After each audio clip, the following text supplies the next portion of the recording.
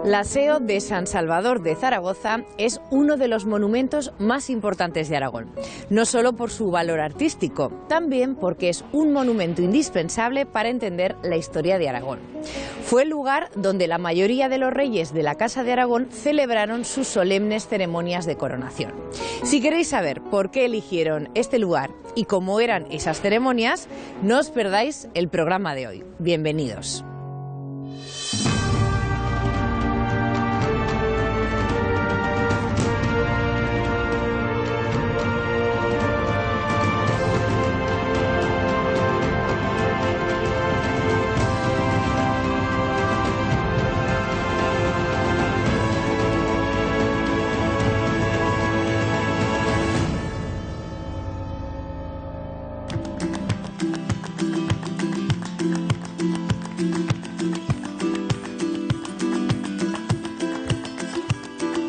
¿Qué tal?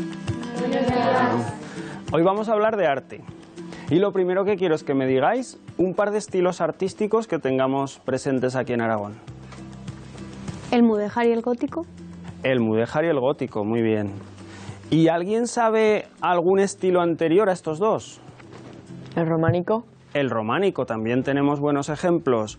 Fue el primer arte en que se extendió por toda la cristiandad en la Edad Media, más o menos entre el 11 y el 13. Y antes de esa época también tenemos excelentes ejemplos de la época musulmana, por ejemplo el Palacio de la Aljafería. Y antes de los musulmanes aquí habían estado los romanos, que también nos dejaron buenas muestras, que no sé si alguien conoce... El Teatro Romano de Zaragoza. Exactamente, que es un muy buen teatro. O el Acueducto de los Bañales en un castillo. Y si nos venimos acercando en el tiempo, pues podemos hablar del gótico, del barroco... Bueno, pues hay un edificio en Zaragoza que reúne excelentes muestras, es un buen ejemplo de una mezcla de casi todos estos estilos. ¿Alguien sabe cuál es? Os doy una pista. Si vamos por la Plaza del Pilar, lo veremos, pero no es la Iglesia del Pilar. La SEO. Efectivamente, la Catedral del Salvador. SEO significa catedral. Si decimos la Catedral de la SEO, lo que estamos diciendo es la Catedral de la Catedral. Bueno, pues en la SEO tenemos una mezcla fenomenal de estilos artísticos y por eso es un edificio tan importante. Y también por su valor histórico, porque entre otras cosas servía para la coronación de los reyes de Aragón.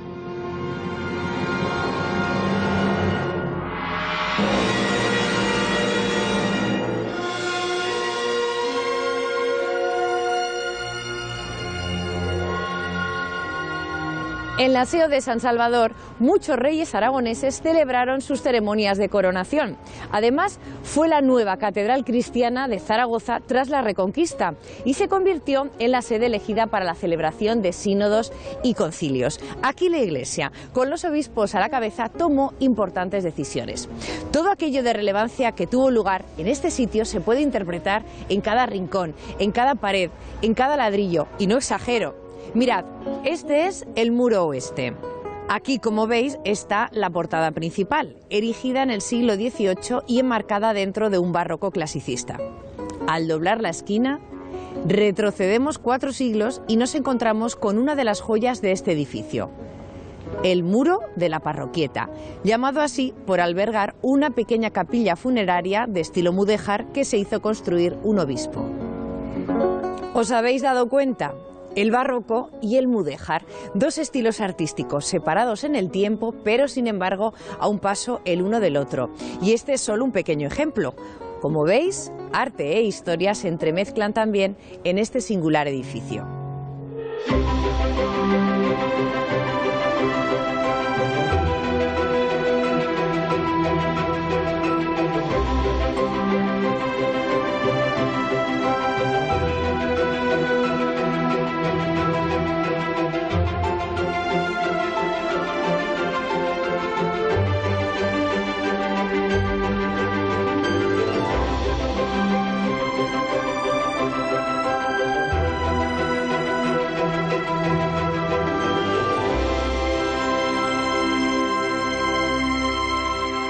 Tras la conquista cristiana de la ciudad de Zaragoza en 1118 por Alfonso el Batallador, la catedral del Aseo se va a levantar sobre el solar de lo que fue la mezquita Aljama o mezquita mayor de la ciudad. Por sus características, la catedral, que es la sede del obispo, va a convertirse en el templo más importante de todo el reino de Aragón, de manera que en él se van a acumular todos los estilos artísticos a lo largo de más de 8 siglos, desde el arte románico que podemos admirar en sus ábsides exteriores, pasando por el magnífico retablo mayor de escultura gótica y continuando en el siglo XVI en la unificación espacial del templo, además de una dotación de retablos extraordinarios, capillas, como la capilla del arzobispo don Hernando de Aragón o la del banquero Zaporta, y terminando en el barroco clasicista del siglo XVIII con la gran portada de entrada desde la plaza del Aseo.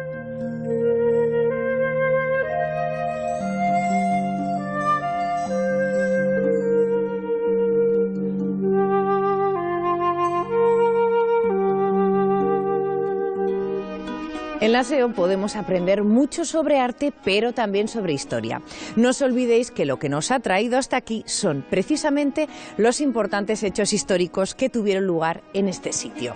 Desde finales del siglo XIII y hasta principios del XV, la mayoría de los reyes de la Casa de Aragón se coronaron en la Catedral Cristiana del Salvador. Claro que en aquellos años la catedral no estaba como la conocemos hoy, pero gracias a Jerónimo de Blancas, un destacado cronista del siglo XVI, sabemos con detalle cómo eran las coronaciones reales que aquí se celebraban. La más famosa de todas fue la de Alfonso IV, que tuvo lugar el 3 de abril de 1328.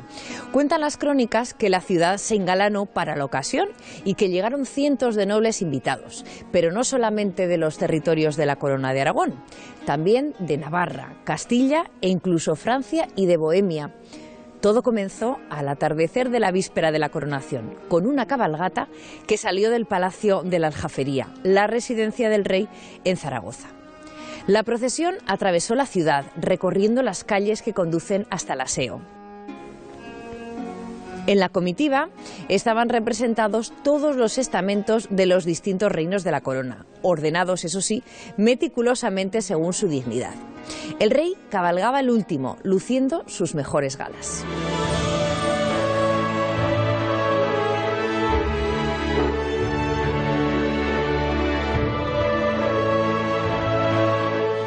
Esta comitiva real partía desde aquí, desde el Palacio de la Aljafería, por cierto, residencia de muchos reyes aragoneses.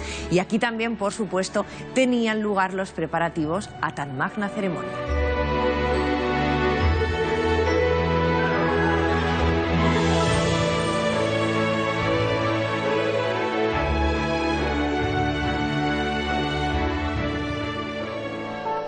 ¿Está todo preparado, Martín?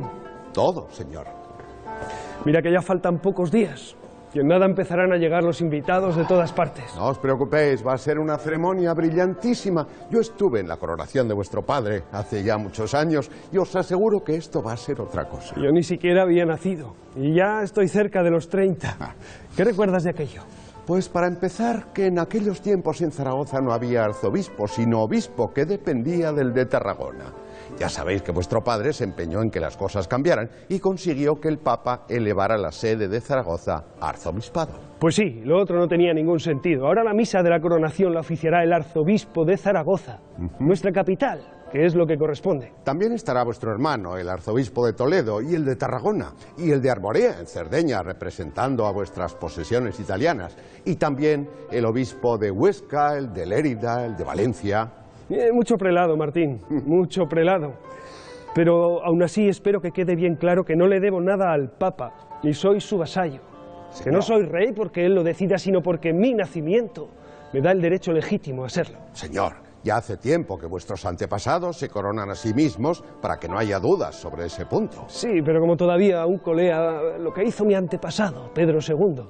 Con todos los respetos, de eso hace ya más de un siglo. Sí, pero fue a Roma para que el Papa le coronara. Se hizo prácticamente vasallo suyo y le prometió una buena cantidad de dinero cada año. Es verdad, Pero recordad que al final Pedro II apoyó a sus vasallos herejes del otro lado de los Pirineos y el Papa les comulgó. Incluso hubo que enterrarlo fuera del recinto sagrado del monasterio de Sigena.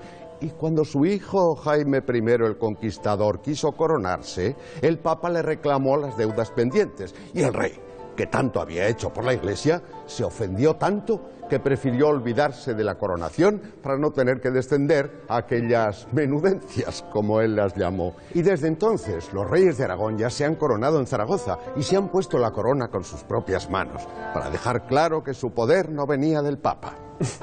Tú mismo me contabas, cuando era niño, aquella historia de la corona de pan, que me gustaba tanto. Señor, eso son viejas leyendas. Ah, lo sé, pero se me quedaron grabadas. Por eso no solo quiero ponerme la corona yo mismo, sino que yo mismo me armaré caballero antes, y no el arzobispo. Eso sí que no lo ha hecho ninguno de vuestros antepasados. Pues yo lo haré, y espero que mis sucesores a partir de ahora lo hagan de la misma manera. Así será. Bien, ¿queréis que repasemos los detalles de la ceremonia? Luego, ahora tengo asuntos urgentes que atender. Muy bien, como gustéis. Los reyes de Aragón que se coronaron lo hicieron siempre en la Catedral del Salvador, vulgarmente llamada la SEO, porque era la sede episcopal de la capital del reino principal de la corona. Entonces, las ceremonias que se conservan documentadas nos hablan de una espectacularidad verdaderamente fuera de lo común. Además, los reyes salían reforzados, puesto que se presentaban ante el pueblo con todos los atributos del poder. Y por otro lado, el hecho de la representación que suponía la corona significaba el doble sentido del poder y la ostentación.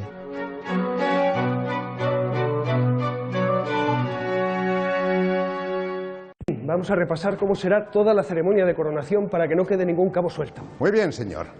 Para empezar, la semana anterior deberéis ayunar durante varios días para prepararos para todo lo que vais a vivir. No digo que me guste, pero si hay que hacerlo... Señor. Era broma, hombre. Por supuesto que ayunaré. El sábado santo a mediodía ofreceréis un gran banquete a todos los invitados que habrán venido de todos vuestros estados de la Corona de Aragón, pero también de Navarra, de Castilla, de Francia, de Bohemia, de Granada, hasta de Tremecén. Espero que les recibamos como se merecen. No solo es mi prestigio el que está en juego, sino también el de la corona. Así será, señor. Toda la ciudad estará engalanada y vuestro palacio de la Aljafería les deslumbrará. Sobre todo los venidos de las tierras del norte, que no están acostumbrados a estas obras de moros y cuando las ven se quedan maravillados. Muy bien, sigue. Al final de la tarde saldrá de aquí una gran cabalgata con destino al aseo, con músicos, danzas. Toda la ciudad estará en la calle aclamando. No quiero que se escatimen gastos en eso. Quiero que haya comida para la gente y después bailes, juegos de cañas, toros. Quiero que toda Zaragoza se eche a la calle para que todos los que vengan de fuera vean cómo me quiere mi pueblo. Así se hará, señor. Bien, llegaréis tarde al aseo y allí pasaréis la noche velando vuestras armas junto con 12 caballeros. Pasaréis la noche rezando. ¿No podré dormir? No deberíais hacerlo, señor. Lo sé. Vamos, sigue. Bien, cuando salga el sol, el arzobispo de Zaragoza oficiará una primera misa en la que vos mismos os armaréis caballero. ¿Cómo pensáis hacerlo? He pensado que mis hermanos me calcen las espuelas. Después cogeré la espada que estará sobre el altar y mientras el arzobispo recita sus oraciones, la besaré en la cruz, me la pondré al cinto, después la desenvainaré y la blandiré 3 veces. Muy bien, señor. Después el arzobispo os ungirá con los santos óleos. Luego deberéis dejar otra vez la espada sobre el altar junto a la corona. No olvidéis hacerlo. No lo olvidaré. Continúa. Empezará entonces la segunda misa que oficiará a vuestro hermano, el arzobispo de Toledo. En ella vos mismos coronaréis. Después tomaréis con una mano el cetro y con la otra el globo, que el arzobispo bendecirá. Os arrodillaréis y ofreceréis a Dios vuestra persona y la corona. ¿Ya está? Casi. Tendréis que armar caballeros a los 12 que habrán pasado la noche con vos, velando también sus armas. Después, el cortejo regresará a la Aljafería, mientras las gentes gritarán a vuestro paso: ¡Aragón! ¡Aragón! ¿Cuántas cosas tendré que recordar? Pero estoy seguro de que todo saldrá bien, Martín, y que recordaré este día mientras viva. Sí, para vos será agotador, pero también emocionante, como lo fue también para vuestro padre, vuestro tío, vuestro abuelo. Pues bien, mi buen Martín, vayamos a seguir preparándolo todo, porque ya quedan pocos días y todo tiene que ser... Perfecto, lo sé, señor.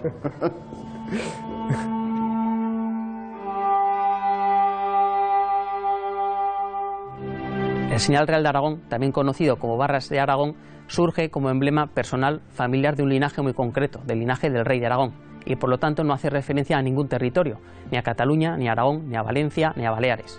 Sobre su origen, además de otros míticos, hay dos teorías científicas. La primera de ellas que dice que surge en tiempos de Alfonso II en el siglo XII, rey de Aragón, conde de Barcelona y primer rey de la corona de Aragón.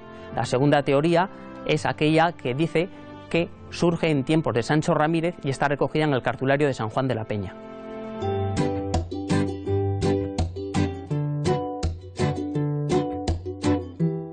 Así que las famosas Barras de Aragón pertenecen al linaje de la Casa de Aragón y no a un territorio. Pero entonces, ¿cuál es la diferencia entre la Casa de Aragón y la Corona de Aragón? Fácil. La Corona de Aragón es el conjunto de territorios que estaban bajo el dominio de los reyes aragoneses. Y la Casa de Aragón es el linaje de los reyes aragoneses, desde Sancho Ramírez y sus hijos en adelante. Pues vaya cacao se tuvo que armar cuando gobernó uno de los hijos de Sancho Ramírez, Ramiro II, el monje. Y tanto, lo sacaron del monasterio porque su hermano Alfonso I, el batallador, murió sin descendencia. Total, que Ramiro reinó, se casó, tuvo una hija, pero no tuvo heredero varón.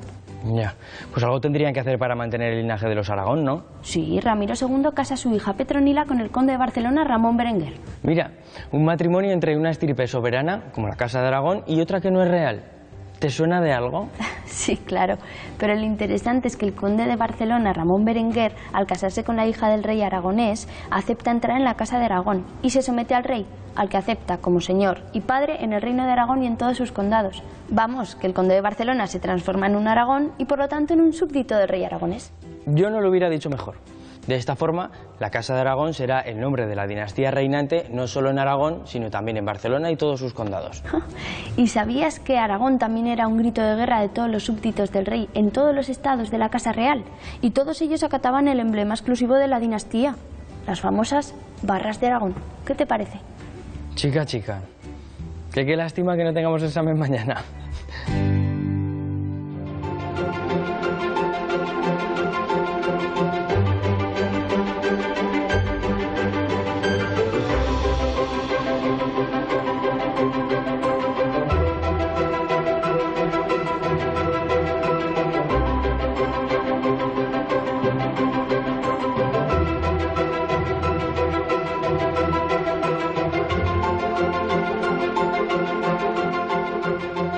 Entre las extraordinarias obras de arte que atesora la SEO de Zaragoza, cabría destacar, en cuanto a escultura gótica, el sepulcro del arzobispo don Lope Fernández de Luna, obra del gran escultor real Pere Moragues, y el retablo mayor, obra de los escultores Pere Joan en estilo naturalista, el banco, y Hans Piet Dansot en estilo expresionista, el cuerpo del retablo.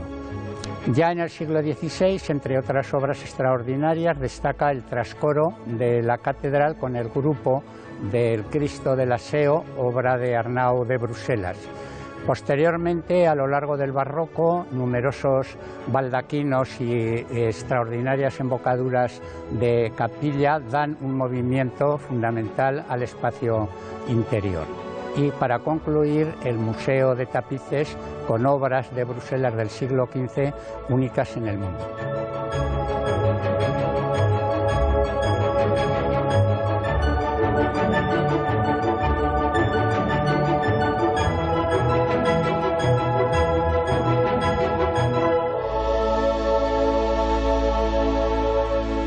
En la Edad Media, la forma de gobierno en Aragón era la monarquía, donde al rey se le suponía rey por la gracia de Dios. Es decir, el rey era nombrado por derecho divino, no por derecho propio. Esta fórmula no era exclusiva de los reyes aragoneses, ya que fue utilizada por otros monarcas mucho antes y mucho después, durante la Edad Moderna. Por aquel entonces, los reyes creían estar más cerca de Dios que el resto de los mortales y pensaban que se les concedía ese poder divino para alcanzar la justicia y la paz en su reino. Esta creencia necesitaba ser reforzada con una serie de símbolos que no faltaban en sus coronaciones. El primero y principal, la corona, que significaba el poder divino. El símbolo de la justicia era el cetro con el que aparecen todos los reyes de Aragón en los actos de corte. El pomo representaba las tierras que Dios había entregado al rey para ser gobernadas y defendidas. Y siempre en alto, simbolizando la soberanía incluso estando vacío, el trono. Un asiento con respaldo, en ocasiones rematado con una corona. Corona, cetro, pomo, trono... ¿No echáis en falta algo? Hubo algún rey como Jaime I de Aragón que situó su espada por encima incluso de la corona. La espada también significaba el poder y, a diferencia de la corona, no implicaba ninguna dependencia de la jerarquía eclesiástica. ¿Sabéis cómo se llamaba la espada de Jaime I? Se llamaba Tisó y fue el símbolo con el que se ha asociado siempre a este rey. De hecho, él no se coronó, sino que tomó la espada del altar y con sus manos se la ciñó a la cintura.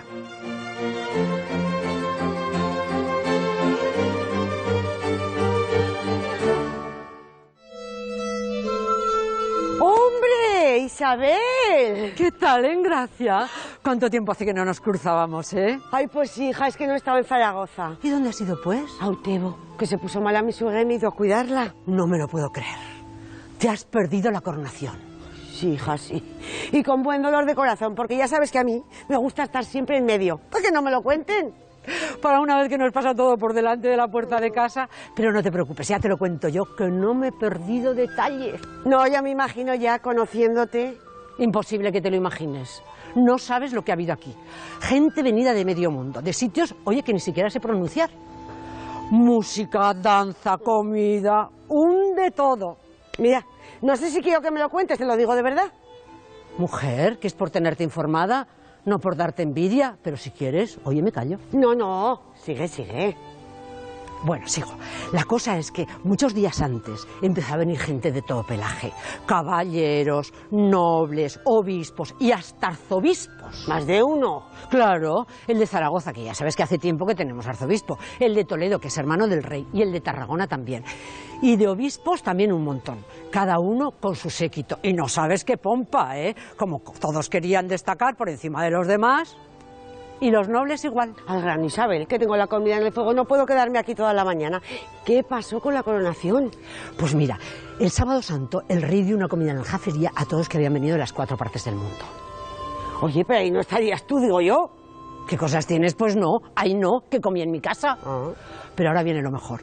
Al atardecer salió de allí una comitiva por toda la calle San Pablo hasta la SEO, que desde tu ventana lo hubieras visto porque te pasó por delante. No me lo recuerdes, no me lo recuerdes, que en ese momento estaba yo en la cabecera de la cama de mi suegra rezando rosarios sin parar. Seguro que le harían mucho bien, pero bueno, a lo que íbamos. Sí. Imagínate cómo sería el desfile, que no llegaron a la SEO hasta medianoche pasada. Madre mía. Trompetas, dulzainas, gente gritando ¡Aragón! ¡Aragón! Ay, aún se me ponen los pelos de punta de pensarlo. Ay, qué emocionante tuvo que ser. Mucho, mucho. Mira, Isabel, espera un momento que voy a casa a dar vuelta por la comida y ahora mismo bajo para que me sigas contando. Tira, tira, ya te espero. El primer rey de Aragón que se coronó solemnemente fue Pedro II el Católico a comienzos del siglo XIII y lo hizo ante el Papa. Eso creó una costumbre que obligaba a que fuera la autoridad eclesiástica la que impusiera la corona en la cabeza del monarca coronado. Pero ya Jaime I rompió esa tradición, de manera que fueron los reyes sucesivos los que se coronaron solemnemente, quienes tomaron la corona en sus manos y se la pusieron sobre la cabeza. Había otros 2 actos importantes, uno era el de la unción con los óleos sagrados y otro era el de, en su caso, que no lo fue en todas las ocasiones, el juramento de los fueros, que a veces se posponía para después, una vez que el rey, a continuación de la coronación, iniciaba una asamblea de Cortes que se iniciaban precisamente con ese juramento de los fueros y de las leyes del reino.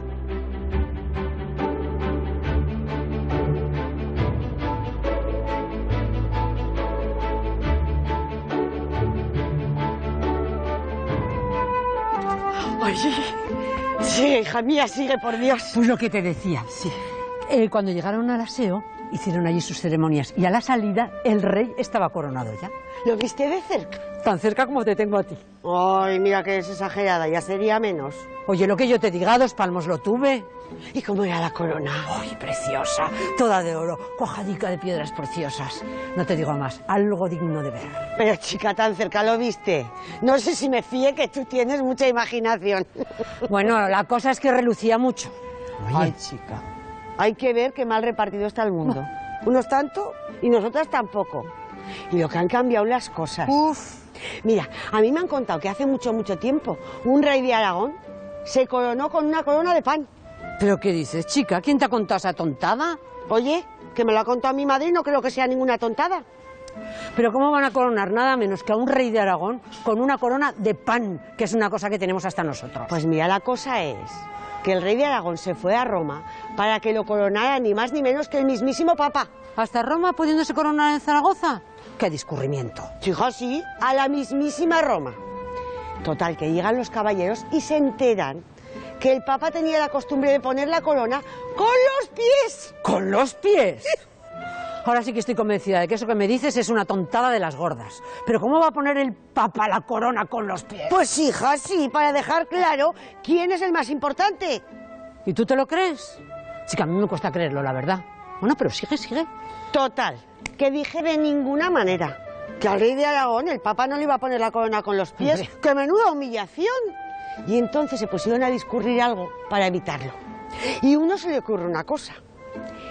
Dirían que el rey de Aragón quería que lo coronaran con una corona de pan como la que utilizó nuestro Señor Jesucristo en la última cena. Y así el Papa no se podría negar. Uy, que ya estoy viendo por dónde va la cosa. Exacto. ¿Cómo le iba a poner una corona de pan con los pies? De ninguna manera, se hubiera roto. ¡Y menudo plan! Pues eso, que no le quedó más remedio que ponérsela con las manos, como Dios manda. ¿Y tú te lo crees? Pues hija, me lo contaba mi madre. Y a ella alguien se lo contaría, digo yo, ¿no? Vete tú a saber. Pues eso, vete tú a saber. Pero el caso es que dicen que por eso los reyes de Aragón se ponen la corona ellos mismos, para dejar claro quién es la máxima autoridad. Fíjate que igual tienes razón, porque decían que el rey se había puesto la corona él mismo. Pues lo que yo te digo. Ay, ¿y qué más viste? Cuenta, cuenta. Pues mira... ¡Ay, huele en gracia que se te está quemando la comida! ¡Ay, por Dios! ¡Ay, madre! ¡Ay, esta mujer! El rey de Aragón no tomaba posesión de su territorio hasta no haber jurado los fueros. Dicho juramento lo hacía delante del Justicia de Aragón en el altar mayor del aseo. Se pone en boca del Justicia la célebre frase de «Nos, que somos tanto como vos, y juntos más que vos, os hacemos rey de Aragón si juráis los fueros, y si no, no».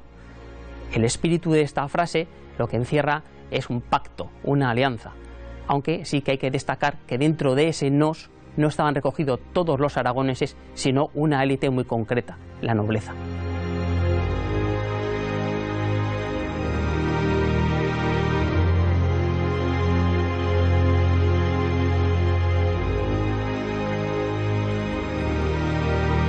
Hoy hemos visto cómo los reyes de la Corona de Aragón, antes de serlo, tenían que jurar los fueros del reino. Así se comprometían a respetar y a cumplir una serie de derechos que tenían los ciudadanos. Un conocido aforismo dice que en Aragón antes hubo leyes que reyes. Posiblemente esta afirmación responda más a la leyenda que a la realidad. Pero lo cierto es que ya desde el nacimiento del Reino de Aragón, aquellas leyes se convirtieron en una de nuestras principales señas de identidad como pueblo. Aunque este asunto será motivo de otro programa de Reino y Corona.